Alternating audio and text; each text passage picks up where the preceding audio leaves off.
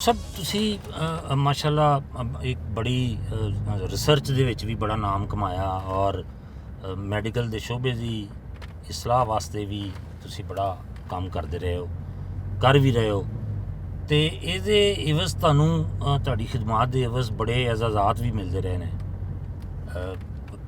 ਕਿਹੜਾ ਕਿਹੜਾ ਅਵਾਰਡ ਹੁਣ ਤੱਕ ਹਾसिल कर चुके हो?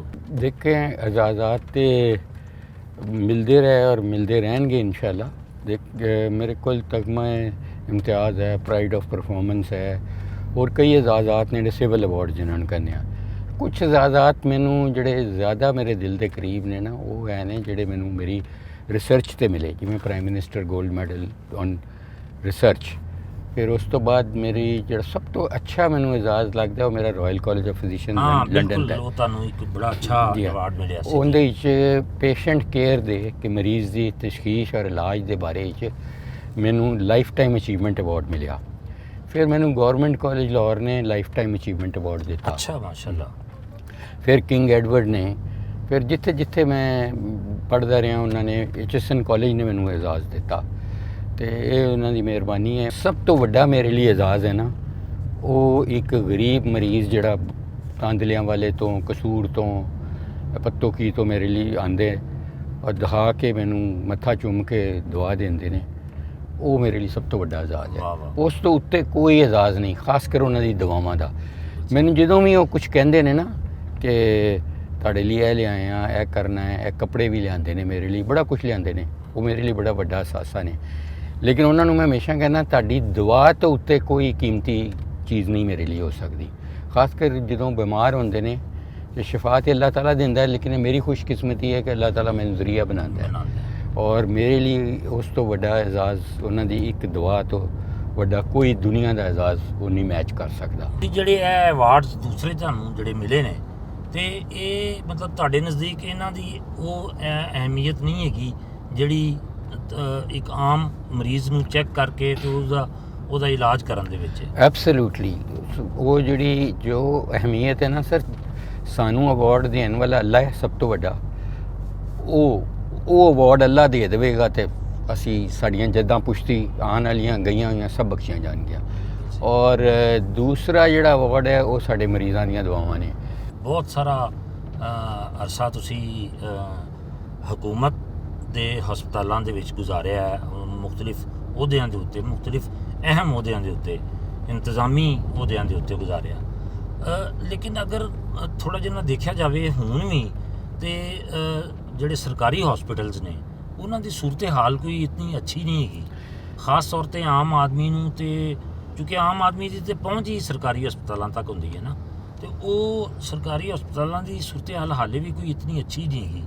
ਇਹਦਾ ਕੀ ਹੈ ਹੱਲ ਤੁਸੀਂ ਸਮਝਦੇ ਹੋ? ਜਿੱਥੋਂ ਤੱਕ ਤੁਹਾਡਾ ਸਵਾਲ ਹੈ ਹਸਪੀਟਲਾਂ ਦੀ ਹਾਲਾਤ ਜਿਹੜੇ ਨੇ ਉਹ ਕੋਈ ਐਸੇ ਨਹੀਂ ਹੈਗੇ ਕਿ ਅਸੀਂ ਉਹਦੇ 'ਤੇ ਫਖਰ ਕਰ ਸਕੀਏ। ਮੈਂ ਸਮਝਦਾ ਕਿ ਪਾਕਿਸਤਾਨ ਦੇ ਵਿੱਚ ਜਿਹੜੀ ਸਿਹਤ ਆਮਾ ਹੈ ਨਾ ਔਰ ਐਜੂਕੇਸ਼ਨ, ਇਹ ਦੋ ਸਭ ਤੋਂ ਇੰਪੋਰਟੈਂਟ ਸੈਕਟਰ ਨੇ। ਇਹਨਾਂ ਨੇ ਮੁਲਕ ਦੀ ਤਕਦੀਰ ਬਦਲਣੀ ਹੈ, ਆਉਣ ਵਾਲੀ ਨਸਲਾਂ ਦੀ ਤਕਦੀਰ ਬਦਲਣੀ ਹੈ। सेहतमंद होएगा ही बच्चा तो वही बड़ा होके सेहतमंद इंसान बनेगा और खिदमत कर सकेगा। सिमिलरली वो तलीम याफ्ता होएगा ही तो अगे चला सकेगा मुल्क नूं। ਇਹ ਦੋਨੋਂ ਚੀਜ਼ਾਂ ਦਾ ਇੰਤਹਾਈ ਫੁਕਦਾਨ ਹੈ। ਇੱਕ ਤੇ ਤੁਸੀਂ 1% ਤੋਂ ਘੱਟ GDP ਦਾ ਲਗਾਉਂਦੇ ਹੋ ਆਪਣੀ ਸਿਹਤ ਤੇ, ਔਰ ਉਹ ਵੀ ਤੁਸੀਂ ਅਗਰੈਸਿਵ ਤਰੀਕੇ ਨਾਲ ਲਾਉਂਦੇ ਹੋ, ਇਸ਼ੂ ਬੇਸਡ। ਡੈਂਗੀ ਆ ਗਿਆ ਉਹਦੇ ਤੇ ਲੱਗ ਗਿਆ, ਫਲੱਡ ਆ ਗਿਆ ਉਹਦੇ ਤੇ ਲੱਗ ਗਿਆ, ਕੋਈ ਜ਼ਲਜ਼ਲਾ ਆ ਗਿਆ ਉਹਦੇ ਤੇ ਲੱਗ ਗਿਆ, ਕੋਈ ਆਫਤ ਆਈ ਉਹਦੇ ਤੇ ਲੱਗ ਗਿਆ। ਰੈਗੂਲਰ ਪ੍ਰੋਗਰੈਸਿਵ ਤਰੀਕੇ ਨਾਲ ਨਹੀਂ ਲਾਉਂਦੇ। ਡਾਕਟਰ ਸਾਹਿਬ ਸਾਡਾ ਬਜਟ ਜਿਹੜਾ ਹੈ ਇਹ ਤੁਸੀਂ ਮਤਲਬ ਸਮਝਦੇ ਹੋ ਕਿ ਬਹੁਤ ਘੱਟ ਹੈ? ਜੀ ਬਹੁਤ ਘੱਟ ਹੈ, ਔਰ ਲਗਾਉਂਦੇ ਵੀ ਉਹਨੂੰ ਬੁਰੇ ਤਰੀਕੇ ਨਾਲ ਆ। ਸਿਰਫ ਇਸ਼ੂ ਬੇਸਡ, ਸਿਰਫ ਫੀਤੇ ਤੇ ਤਖਤੀਆਂ ਤੇ, ਅੱਗੇ ਕੁਛ ਨਹੀਂ। ਇਨਫਰਾਸਟ੍ਰਕਚਰ ਜਿਹੜਾ ਦੂਰ ਦਰਾਜ਼ ਏਰੀਆ 'ਚ ਗੈਰ ਫਾਲ ਪਏ ਨੇ, ਹੈਲਥ ਦਾ ਸਾਰਾ ਡਿਪਾਰਟਮੈਂਟ ਉਹਦੇ ਤੇ ਨਹੀਂ ਖਰਚਾ ਹੋ ਰਿਹਾ ਜਿਹੜਾ ਕਿ ਹੋਣਾ ਚਾਹੀਦਾ। ਸਭ ਤੋਂ ਜ਼ਰੂਰੀ ਉਹ ਹੀ ਹੈ ਮੇਰੇ ਹਿਸਾਬ ਨਾਲ। ਮੈਂ ਹਮੇਸ਼ਾ ਕਹਿਣਾ ਕਿ ਬਹੁਤ ਅੱਛਾ ਕੰਮ ਕੀਤਾ ਜਿਨ੍ਹਾਂ ਨੇ ਕੀਤਾ ਔਰ ਜਿਨ੍ਹਾਂ ਨੇ ਕਰਾਇਆ ਕਿ ਆਲ ਪਾਰਟੀ ਕਾਨਫਰੰਸ ਕਰਾਈ ਦਹਿਸ਼ਤਗਰਦੀ ਤੇ, ਉਹਦੇ ਨਾਲ ਦਹਿਸ਼ਤਗਰਦੀ ਕੁਝ ਘੱਟ ਹੋਈ। ਠੀਕ ਹੈ, ਸੋ ਐਟਲੀਸਟ ਸਾਰੇ ਇੱਕ ਜਗ੍ਹਾ ਤੇ ਬੈਠੇ ਤੇ ਸਹੀ ਨਾ। ਹੈਲਥ ਜਿਹੜਾ ਹੈ ਉਹ ਜ਼ਿਆਦਾ ਦਹਿਸ਼ਤਗਰਦੀ ਕਰ ਰਿਹਾ ਹੈ ਜ਼ਿੰਦਗੀਆਂ ਲੈਣ ਦੇ ਹਿਸਾਬ ਨਾਲ। ਹਰ ਰੋਜ਼ ਦਹਿਸ਼ਤਗਰਦੀ 'ਚ ਉਹਨੇ ਸਾਲ 'ਚ ਨਹੀਂ ਬੰਦੇ ਮਰਦੇ ਜਿੰਨੇ ਰੋਜ਼ ਦੇ ਅਸੀਂ ਮਰ ਰਹੇ ਹਾਂ ਹੈਲਥ ਦੀ ਵਜ੍ਹਾ ਨਾਲ। ਤੇ ਇਸ ਲਈ ਉਹਨਾਂ ਲੋਕਾਂ ਨੂੰ ਵੀ ਅਰਬਾਬ ਇਖਤਿਆਰ ਨੂੰ ਇਕੱਠਾ ਬੈਠਣਾ ਚਾਹੀਦਾ ਔਰ ਉਹਨਾਂ ਨੂੰ ਆਲ ਪਾਰਟੀ ਕਾਨਫਰੰਸ ਕਰਾਉਣ, ਸਾਰੇ ਬੈਠਣ ਤੇ ਇੱਕ ਹੈਲਥ ਪਾਲਿਸੀ ਦਿੱਤੀ ਜਾਏ ਪਾਕਿਸਤਾਨ ਨੂੰ 50 ਸਾਲ ਦੀ। ਉਹਦੀ ਜਿਹੜੀ ਵੀ ਹੁਕੂਮਤ ਆਏ ਉਹ ਗਰੰਟੀ ਕਰੇ ਕਿ ਉਹ ਆਪਣਾ ਹਿੱਸਾ ਉਸੇ ਹੈਲਥ ਪਾਲਿਸੀ ਦੇ ਤਹਿਤ, ਬਜਾਏ ਇਹਦੇ ਕਿ ਪਹਿਲੇ ਜਿਹੜੀ ਗੌਰਮੈਂਟ ਆਂਦੀ ਉਹ ਪਿਛਲੇ ਕੀਤੇ ਹੋਏ ਨੂੰ ਸਾਰਿਆਂ ਨੂੰ ਖਤਮ ਕਰਦੇ ਨੇ, ਫਿਰ ਜ਼ੀਰੋ ਤੋਂ ਸ਼ੁਰੂ ਕਰਦੇ ਨੇ। ਤੇ ਅਸੀਂ ਮੁਤਹਮਲ ਨਹੀਂ ਹੋ ਸਕਦੇ। ਇਹ ਬੜਾ ਮਹਿੰਗਾ ਸ਼ੋਬਾ ਹੈ ਚਲਾਉਣ ਲਈ, ਇਹਨੂੰ ਛੋਟਾ ਸ਼ੋਬਾ ਨਾ ਸਮਝਿਆ ਜਾਏ। ਇਹ ਇਨਸਾਨ ਦੀ ਜ਼ਿੰਦਗੀਆਂ ਦਾ ਸਵਾਲ ਹੈ। ਇੱਕ ਜ਼ਿੰਦਗੀ ਬਚਾਈ ਤੇ ਇਨਸਾਨੀਅਤ ਬਚਾ ਲਈ। ਤੇ ਇਸ ਲਈ ਮੈਂ ਸਮਝਦਾ ਕਿ ਇਹਨਾਂ ਨੂੰ ਚਾਹੀਦਾ ਹੈ ਕਿ ਸਾਰੇ ਬੈਠਣ, ਤੈਅ ਕਰਨ। ਇਹ ਵਕਤ ਹੈ ਕਿ ਅਰਬਾਬ ਇਖਤਿਆਰ, ਪ੍ਰਾਈਮ ਮਿਨਿਸਟਰ ਸਾਹਿਬ, ਪ੍ਰੈਜ਼ੀਡੈਂਟ ਸਾਹਿਬ, ਫਿਰ ਸਾਰੇ ਮਿਲ ਕੇ ਤਹਈਆ ਕਰ ਲੈਣ ਕਿ ਅਸੀਂ ਇਸ ਸ਼ੋਬੇ ਨੂੰ ਸਹੀ ਕਰਨਾ ਹੀ ਕਰਨਾ ਹੈ, ਕਿਉਂਕਿ ਇਹਦਾ ਇਹ ਇੱਕ ਸਦਕਾ ਜਾਰੀਆ ਇਹਨਾਂ ਲਈ ਸਭ ਲਈ ਬਹੁਤ ਵੱਡਾ ਹੋਏਗਾ। ਲੇਕਿਨ ਮੈਂ ਫਿਰ ਉਹੀ ਕਹਾਂਗਾ ਕਿ ਹੈਲਥ ਨੂੰ ਲੌਂਗ ਟਰਮ ਪਾਲਿਸੀ ਚਾਹੀਦੀ ਹੈ, ਸ਼ਾਰਟ ਟਰਮ ਪਾਲਿਸੀ ਦਾ ਕੋਈ ਫਾਇਦਾ ਨਹੀਂ। ਬਿਲਕੁਲ ਸਹੀ।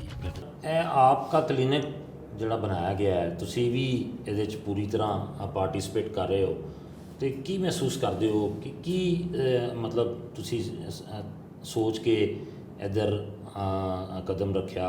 ਡਾਕਟਰ ਸਾਹਿਬ ਤੋਂ ਇੰਸਪਾਇਰ ਹੋ ਕੇ, ਜਾਂ ਮਤਲਬ ਤੁਹਾਡੇ ਜ਼ਿਹਨ 'ਚ ਵੀ ਉਹੀ ਚੀਜ਼ ਸੀ ਜਿਹੜੀ ਡਾਕਟਰ ਸਾਹਿਬ ਦੇ ਜ਼ਿਹਨ 'ਚ ਹੈਗੀ ਹੈ ਕਿ ਜੀ ਸਿਰਫ ਨੇਕੀ ਕਰਨ ਵਾਸਤੇ ਇਹ ਕੰਮ ਕੀਤਾ ਜਾ ਰਿਹਾ ਹੈ? ਮੇਰੇ ਲਈ ਤੇ ਦੋ ਵਜੂਹਾਤ ਨੇ। ਨੰਬਰ 1 ਕਿ ਨੇਕੀ ਦਾ ਜਿਹੜਾ ਸੀ ਤਾਲੁਕ ਤੇ ਹੈ ਹੀ ਹੈ, ਔਰ ਦੂਸਰਾ ਹੈ ਕਿ ਮੈਂ ਡਾਕਟਰ ਸਾਹਿਬ ਨੂੰ ਆਪਣਾ ਮੈਂਟੋਰ ਜਾਂ ਮੁਰਸ਼ਦ ਮੰਨਦਾ। ਤੇ ਇਹ ਦੋ ਵਜੂਹਾਤ ਦੀ ਵਜ੍ਹਾ ਨਾਲ ਮੈਂ ਆਪਕਾ ਕਲੀਨਿਕ ਵਿੱਚ ਸ਼ਾਮਿਲ ਹੋਇਆ। ਔਰ ਇੱਥੇ ਆ ਕੇ ਨੋਰਮਲੀ ਜਦੋਂ ਅਸੀਂ ਕਲੀਨਿਕ ਤੋਂ ਘਰ ਜਾਂਦੇ ਹਾਂ ਤੇ ਮਹਿਸੂਸ ਹੁੰਦਾ ਕਿ ਥੱਕੇ ਹੋਏ ਹਾਂ ਜਾਂ ਜਿਸਮ ਟੁੱਟਿਆ ਹੈ, ਤੇ ਇੱਥੋਂ ਜਦੋਂ ਇਹ ਮਰੀਜ਼ ਦੇਖ ਕੇ ਜਾਂਦੇ ਹਾਂ ਤੇ ਬੜਾ ਰਿਫਰੈਸ਼ਡ ਔਰ ਫਰੈਸ਼ ਫੀਲ ਕਰਦੇ ਹਾਂ। ਇਹ ਕੰਮ ਅਸੀਂ ਨੇਕੀ ਵਾਸਤੇ ਜਾਂ ਅੱਲਾ ਵਾਸਤੇ ਨਹੀਂ ਕਰ ਰਹੇ, ਇਹ ਅਸੀਂ ਬੇਸਿਕਲੀ ਆਪਣੇ ਵਾਸਤੇ ਕਰਦੇ ਹਾਂ, ਕਿਉਂਕਿ ਜੋ ਸਾਨੂੰ ਇੱਥੇ ਆ ਕੇ ਅੱਛੀ ਫੀਲਿੰਗ ਹੁੰਦੀ ਹੈ, ਜੋ ਇਤਮਾਨਾਨ ਹੁੰਦਾ ਹੈ, ਉਹਦਾ ਕੋਈ ਨੇਮੁਲ ਬਦਲ ਹੀ ਨਹੀਂ ਹੈ। ਬਿਲਕੁਲ ਸਹੀ। ਤੇ ਡਾਕਟਰ ਸਾਹਿਬ ਜਿਹੜੀ ਤੁਸੀਂ ਤਨਜ਼ੀਮ ਬਣਾਈ ਹੈ ਡਾਕਟਰਸ ਦੀ, PSIM ਜੀ ਸਰ, ਇਹ ਇਸ ਤਨਜ਼ੀਮ ਦਾ ਕੀ ਰੋਲ ਹੈ? ਡਾਕਟਰਸ ਨਵੇਂ ਜਿਹੜੇ ਆਉਣ ਵਾਲੇ ਡਾਕਟਰਸ ਨੇ, ਉਹਨਾਂ ਦੀ ਕੋਈ ਟ੍ਰੇਨਿੰਗ ਦੇ ਹਵਾਲੇ ਨਾਲ, ਜਾਂ ਉਹਨਾਂ ਦੇ ਅੰਦਰ ਕੋਈ ਐਸੀ ਚੀਜ਼ ਮਤਲਬ ਤੁਸੀਂ ਸ਼ਊਰ ਪੈਦਾ ਕਰਦੇ ਹੋਵੋ ਕਿ ਉਹ ਵੀ ਤੁਹਾਡੀ ਲਾਈਨ 'ਤੇ ਚੱਲਣ ਵਾਸਤੇ ਤਿਆਰ ਹੋਣ? ਇਹ ਤਨਜ਼ੀਮ ਹੈ Pakistan society of internal medicine, ਔਰ ਜਾਵੇਦ ਅਕਰਮ ਸਾਹਿਬ ਇਹਦੇ ਫਾਊਂਡਿੰਗ ਪ੍ਰੈਜ਼ੀਡੈਂਟ ਨੇ। ਔਰ ਮਾਸ਼ਾਅੱਲਾ 7 ਸਾਲ ਉਹ ਪ੍ਰੈਜ਼ੀਡੈਂਟ ਰਹੇ ਨੇ। ਇਹ ਹੁਣ 14 ਅਗਸਤ ਜਿਹੜੀ ਹੈ ਗੁਜ਼ਰੀ ਹੈ, ਤੋ ਮੈਨੂੰ ਇਲੈਕਟ ਕੀਤਾ ਗਿਆ as president of the society. ਤੋ ਇਹ ਤਨਜ਼ੀਮ ਦੇ ਸ਼ੁਰੂ ਤੋਂ ਹੀ ਮੈਂ ਸਿਰ ਦੇ ਨਾਲ ਹਾਂ। ਔਰ ਜੋ ਸਾਡੇ 3-4 ਮੇਨ ਮਕਾਸਦ ਸਨ, ਨੰਬਰ 1 ਇਹ ਸੀ ਕਿ ਜਿਤਨੇ ਵੀ ਡਾਕਟਰ ਨੇ, ਚਾਹੇ ਜੂਨੀਅਰ ਜਾਂ ਸੀਨੀਅਰ, ਉਹ ਮਰੀਜ਼ ਨੂੰ ਪਹਿਲੇ ਤਰਜੀਹ ਦੇਣ। ਪੇਸ਼ੈਂਟ ਸ਼ੁੱਡ ਕਮ ਫਰਸਟ, ਪਹਿਲੇ ਤਾਂ ਇਹ ਗੱਲ ਸੀ। ਦੂਸਰਾ ਹੈ ਕਿ ਜੋ ਵੀ ਫੈਸਲਾ ਡਾਕਟਰ ਲਵੇ ਉਹ according to the current best evidence ਹੋਣਾ ਚਾਹੀਦਾ, ਜੋ ਤਹਿਕੀਕ ਨੇ ਪ੍ਰੂਵ ਕਰ ਦਿੱਤਾ ਹੈ ਕਿ ਬਈ ਇਸ ਬਿਮਾਰੀ 'ਚ ਇਹ ਟੈਸਟ ਹੋਣਾ ਚਾਹੀਦਾ ਔਰ ਇਹ ਦਵਾਈ ਮਿਲਣੀ ਚਾਹੀਦੀ ਹੈ। ਔਰ ਇਹ ਚੀਜ਼ ਜਿਹੜੀ ਇਹਨੂੰ ਕਹਿੰਦੇ ਨੇ practice of evidence based medicine. PSIM ਜਿਹੜੀ ਹੈ ਹਲੇ ਤੱਕ 6 ਕਾਨਫਰੰਸਿਸ ਕਰ ਚੁੱਕੀ ਹੈ। ਹਰ ਕਾਨਫਰੰਸ ਦੀ ਇੱਕ ਥੀਮ ਰੱਖੀ ਜਾਂਦੀ ਹੈ। ਤੋ ਉਹ ਜਿਹੜੀ ਥੀਮ ਅਸੀਂ ਰੱਖੀ ਹੋਈ ਹੈ PSIM ਦੀ ਹਲੇ ਤੱਕ, ਉਹ ਹੈ ਐਵੀਡੈਂਸ ਬੇਸਡ ਮੈਡੀਸਨ ਅਪਣਾਓ। ਔਰ ਇਹ ਯੰਗ ਡਾਕਟਰਸ ਵਾਸਤੇ ਵੀ ਓਨਾ ਹੀ ਅਹਿਮ ਹੈ ਜਿੰਨਾ ਦੂਸਰੇ ਡਾਕਟਰਾਂ ਵਾਸਤੇ ਹੈ। ਤੋ ਔਰ ਜਦੋਂ ਵੀ ਮਰੀਜ਼ ਦੇ ਨਾਲ ਡਾਕਟਰਸ ਇੰਟਰੈਕਟ ਕਰਦੇ ਨੇ, ਅਸੀਂ ਉਹਨਾਂ ਨੂੰ ਕਹਿੰਦੇ ਹਾਂ ਜੋ ਵੀ ਫੈਸਲਾ ਲੈਣਾ it should be according to the current best evidence, ਕਿ ਬਈ ਬਿਹਤਰੀਨ ਜੋ ਤਹਿਕੀਕ ਨੇ ਸਾਬਤ ਕਰਤਾ ਉਹਦੇ ਮੁਤਾਬਕ ਲੈਣਾ ਹੈ।